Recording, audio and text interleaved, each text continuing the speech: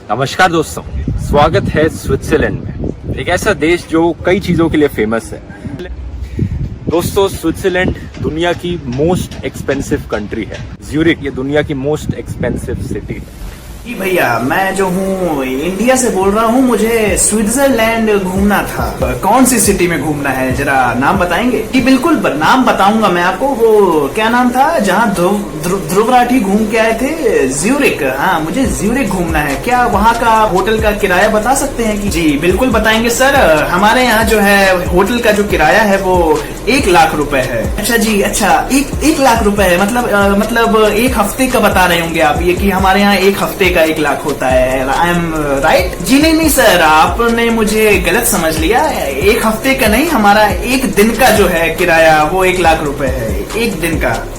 1 दिन का क्या? 1 दिन का 1 लाख रुपए किराया? 1 दिन का? अरे iPhone 11 है तो क्या हुआ? मतलब हम इतने भी अमीर नहीं है यार, गरीब हैं हम, बहुत गरीब हैं, समझा करो। तो दोस्तों, ज्यूरिक सिटी दुनिया की सबसे महंगी सिटीज में आती है और स्विट्जरलैंड में पाई जाती है। नाम तो सुना ही होगा आपने।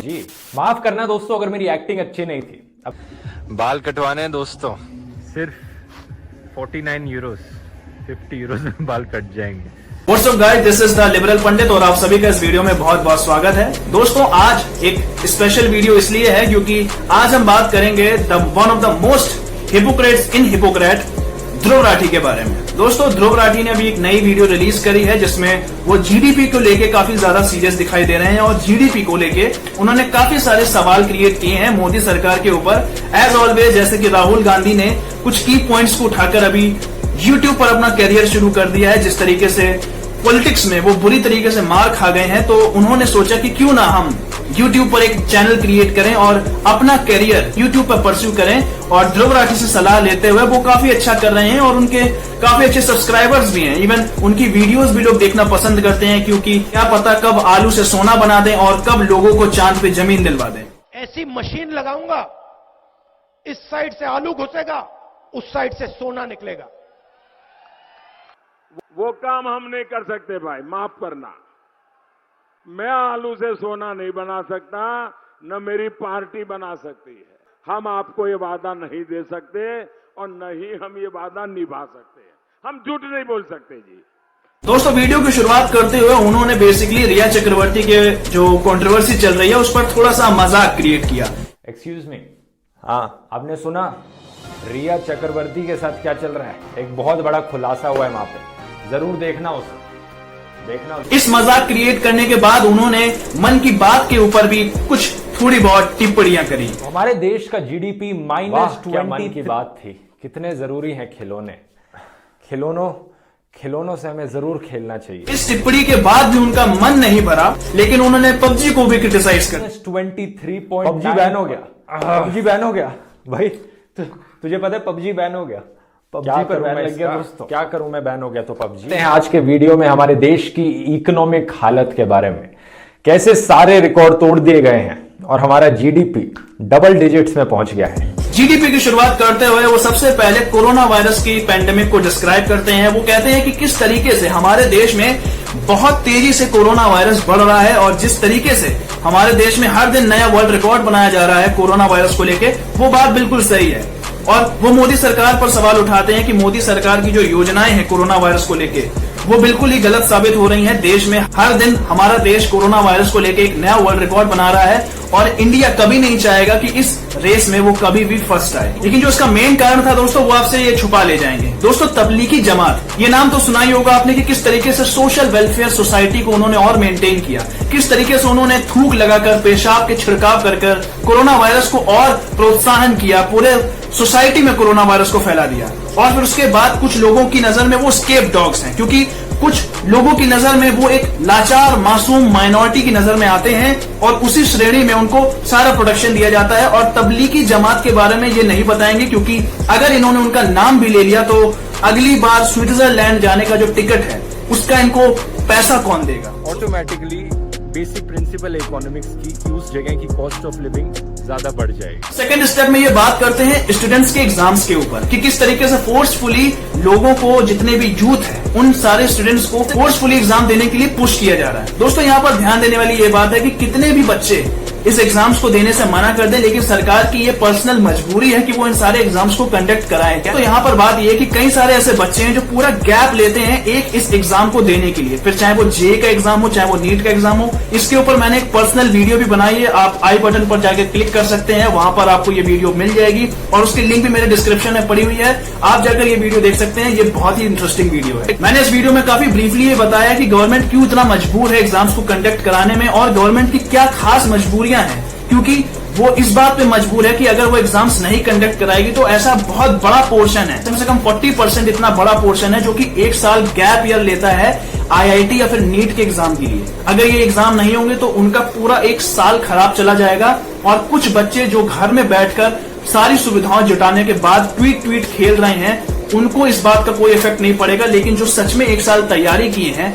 इस एग्जाम के लिए, उनको इस बात का बिल्कुल फर्क पड़ेगा और इसीलिए गवर्नमेंट बहुत ज्यादा प्रेशराइज है, लेकिन मजबूर है इन एग्जाम्स को कंडक्ट कराने में। तीसरी बात अब आ जाती है दोस्तों, सबसे इंपॉर्टेंट चीज वो है जीडीपी।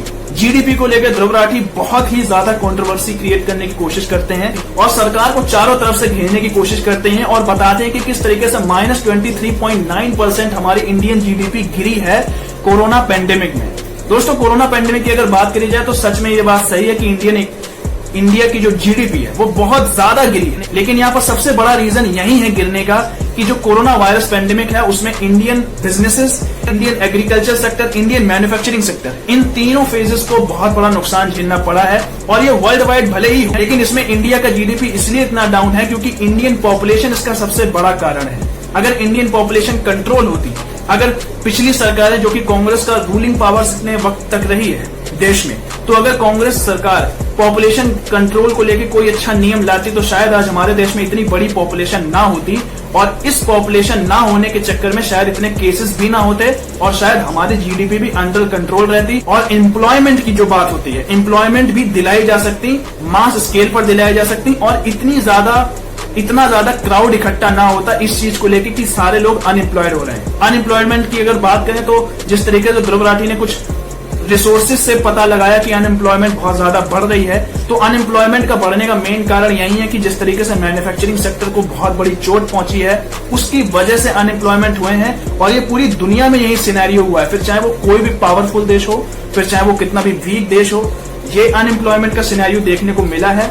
बट प्रॉब्लम यही है कि लॉकडाउन की वजह से लोग अपना मैन्युफैक्चरिंग सेक्टर खोल नहीं पा रहे हैं, लेकिन जैसे जैसे चीजें अनलॉक हो रही हैं मैन्युफैक्चरिंग सेक्टर को दोबारा बूस्ट मिल रहा है। और यहाँ पर सबसे बड़ी ध्यान देने वाली चीज ये है कि ध्रुव राठी ये कभी नहीं बताएंगे आपको कि हमारा फॉरेन रिजर्व, जो कि एक बहुत इंपॉर्टेंट की नोट पॉइंट है किसी भी देश की इकोनॉमी को जज करने में, तो दोस्तों फॉरेन रिजर्व्स की बात भी ध्रुव राठी आपको नहीं बताएंगे, लेकिन जो सच्चाई वो ये है कि इंडियन गवर्नमेंट के कई इनिशिएटिव को देखते हुए जिस तरीके से कुछ चीजें बैन हुई हैं, जिस तरीके से हमारा सामान दूसरे देशों में जाना बढ़ा है और लोगों का इन्वेस्टमेंट हमारे देश में धीरे धीरे बढ़ रहा है, फिर चाहे वो जापान की कंपनीज हो, फिर चाहे वो अमेरिका की एप्पल कंपनी हो, हमने देखा कि लॉकडाउन में बड़ी बड़ी कंपनीज इंडिया में वापस से निवेश करना चाहती हैं क्योंकि चाइना का जो पेंडेमिक है उसकी वजह से पूरी दुनिया को ये सफर करना पड़ रहा है। तो इंडिया की जो यूथ है उसको बहुत बड़ी अपॉर्चुनिटी आगे के वक्त में मिलेगी, लेकिन टाइम लगेगा दोस्तों, ये बात मैं भी मानता हूँ। लेकिन यहाँ पर ध्रुव राठी बोलेंगे कि पबजी क्यों बैन कर दिया,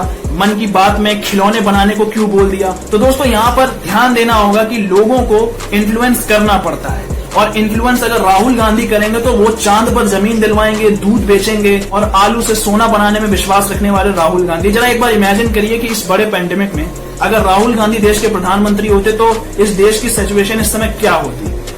साले यहाँ बैठे छुटभैया नेता छोटे छोटे बच्चों के साथ नेतागिरी करते हो, अबे अपने क्षेत्र में जाओ, थोड़ा मोटिवेशन दो लोगों को।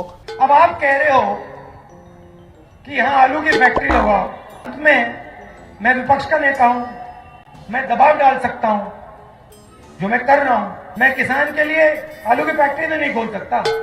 धन्यवाद। फैक्ट्री लगेगी आपकी, तुमसे ना हो पाएगा, हमें तुम्हारे लक्षण बिल्कुल ठीक नहीं लग रहा है, तुमसे ना हो पाएगा। जरा एक बार सोच के देखिए, क्या इस देश की जो सिचुएशन अभी है क्या उससे और ज्यादा खराब होती या फिर उससे बेटर होती? आप मुझे कमेंट सेक्शन में लिख के ये बता सकते हैं। क्योंकि मुझे विश्वास है कि भले ही ध्रुव राठी मेरी वीडियो क्यों ना देख रहे हैं, लेकिन वो इस बात को दिल ही दिल में भले ही मानते हैं कि अगर राहुल गांधी इस देश के प्रधानमंत्री होते तो क्या होता है इस देश की सिचुएशन का। जरा इमेजिन करिए कि अगर इस देश का प्रधानमंत्री सच में राहुल गांधी होता तो इस देश में क्या स्थितियां होती, क्या मैनेजमेंट होता, क्या इकोनॉमी का हाल होता, कि जो इंसान खुद में इतना ज्यादा कंफ्यूज रहता है, जिसे खुद नहीं पता कि इवेंचुअली वो बोलना क्या चाहता है, जिसे खुद नहीं पता कि उसका आगे का करियर उसको कहां लाके खड़ा कर देगा। लेकिन कुछ लोग हैं जो कि मोदी सरकार को क्रिटिसाइज कर रहे हैं। दोस्तों मैं जानता हूं कंडीशन वर्स्ट है, कंडीशन बहुत खराब है, लेकिन मोदी सरकार जिस तरीके से हैंडल कर रही है सिचुएशंस को, फिर चाहे वो जो भी न्यूज मीडिया में दिखा रही हो, फिर चाहे वो जो भी सिनेरियो मीडिया में अपनाने की कोशिश कर रही है, रिपब्लिक टीवी को एक तरीके से फेक न्यूज बताने की कोशिश करी तो 0.9% हो गया है, जो कि बाकी डेवलप्ड कंट्री से भी कंपेयर करेंगे तो उससे भी बुरी हालत है। और हमारा बिकाऊ मीडिया सारे तौर तरीके अपना रहा है आपका ध्यान भटकाने के लिए। यहां पर ध्यान देना होगा कि राजदीप सरदेसाई और एनडीटीवी के सोर्सेस से ये अपनी न्यूज इंफॉर्मेशंस निकालते हैं, और यही राजदीप सरदेसाई हैं जो कि रिया चक्रवर्ती को एक्सक्लूसिव अपने मीडिया प्लेटफॉर्म पर बुलाकर उसका इंटरव्यू लेते हैं और उसके लिए अपनी संवेदनाएं व्यक्त करते हैं और दुनिया को या देश को दिखाने की कोशिश करते हैं कि देखिए ये लड़की कितनी ज्यादा इनोसेंट है, इसका इस देश में रहना कितना मुश्किल हो गया है सुशांत सिंह राजपूत की सुसाइड के बाद। इवेंचुअली अब यह भी पता चल रहा है कि रिया चक्रवर्ती किस तरीके से ड्रग एडिक्ट बनाना चाहती थी सुशांत सिंह राजपूत को, और इवेंचुअली उसका भाई भी ड्रग सप्लाई में काफी ज्यादा इन्वॉल्व दिखाई दे रहा है। दूसरी तरफ राहुल गांधी का ही ये सिनेरियो अपनाते हुए कहते हैं कि जिस तरीके से देश में कुछ गलत डिसीजंस लिए गए, जैसे कि डीमोनेटाइजेशन, बैड इकोनॉमिक पॉलिसीज और बैंकरप्सी, जिस तरीके से राहुल गांधी ने भी अपनी वीडियोस में ये सारी बातें बताई, उसी तरीके से उन्हीं के की पॉइंट्स को चुराते हुए ध्रुव राठी ने भी ये सारी बातें रखी। दोस्तों बात करें अगर डीमोनेटाइजेशन की या फिर बात करें जीएसटी की, तो एट दी एंड मोर और लेस ये दोनों ही डिसीजंस देश की इकोनॉमी को और अच्छा करने के लिए ही लिए गए थे, और इवेंचुअली ये जो डिसीजंस थे ये कांग्रेस सरकार की मैनिफेस्टो में भी इंक्लूड थे, बट कुछ कॉन्सिक्वेंसेस की वजह से वो इस डिसीजंस को आगे परस्यू नहीं कर पाए, और उनके कुछ जो बहुत बड़े अर्थशास्त्री हैं उन लोगों को इतनी पावर नहीं थी कि वो इस देश को ये सारी चीजें प्रोवाइड करा पाते। लेकिन यहाँ पर नरेंद्र मोदी को क्रिटिसाइज करने में कोई कमी नहीं रखी जा रही, और यहाँ पर यह भी बताने की कोशिश करी जा रही है कि जितनी जीडीपी हमारी नीचे गिरी है, आने वाले वक्त में हमारी जीडीपी इंप्रूव होगी, तो उसका क्रेडिट कहीं मोदी सरकार दोबारा से ना ले ले, तो उसके बारे में भी ये बताने की कोशिश करते हैं। के दिन जीडीपी ग्रोथ रेट इतनी ज्यादा नेगेटिव में है कि फ्यूचर में आने वाले जो जीडीपी ग्रोथ रेट के फिगर्स होंगे उनके लिए बेस इतना नीचे हो गया है कि पॉजिटिव में ग्रोथ रेट रखना काफी आसान हो जाएगा। तो दोस्तों आप समझ गए होंगे कि अच्छा हो तो भी मोदी सरकार बुरी है और बुरा हो तो वर्स्ट तो है ही। तो दोस्तों उम्मीद करता हूं कि ये जो इनका सिनेरियो है वीडियो क्रिएट करने का, और जो मोदी सरकार को बार बार ब्लेम करना, हर बात के लिए उसी चीज को ब्लेम करना जो चीज इनके मैनिफेस्टो में सबसे टॉप पे है कि किसी तरीके से मोदी सरकार को क्रिटिसाइज करो। तो दोस्तों क्रिटिसिज्म बहुत जरूरी है। क्रिटिसिज्म इसलिए भी जरूरी है क्योंकि लिविंग डेमोक्रेसी में हम लोग रहते हैं, और जिस तरीके से पार्लियामेंट में क्वेश्चन आवर को बैन कर दिया गया है, तो मैं भी उस चीज के खिलाफ हूं कि क्वेश्चन आवर्स को बंद नहीं करना चाहिए था। मैं भी ये बात मानता हूं और मैं भी ये पॉइंट एग्री करता हूं। जिस तरीके से पार्लियामेंट में जो क्वेश्चन आवर्स होंगे उसको नहीं रखा जा रहा है कोरोना वायरस के चक्कर में, तो फिर सेशन रखने का फायदा क्या, पार्लियामेंट में मीटिंग्स बुलाने का फायदा क्या। उम्मीद करता हूं दोस्तों ये पूरा सिनेरियो आपको पसंद आया होगा, और प्लीज जो लोग मेरे चैनल में नए आए हैं तो please go and subscribe to my channel the liberal Pandit, क्योंकि मैं लेके आता हूं लेटेस्ट एंड ट्रेंडिंग टॉपिक्स के बारे में बहुत ही शॉर्ट एंड इन्फॉर्मेटिव वीडियो। तब तक के लिए जय हिंद, जय भारत, आप सबका बहुत बहुत धन्यवाद।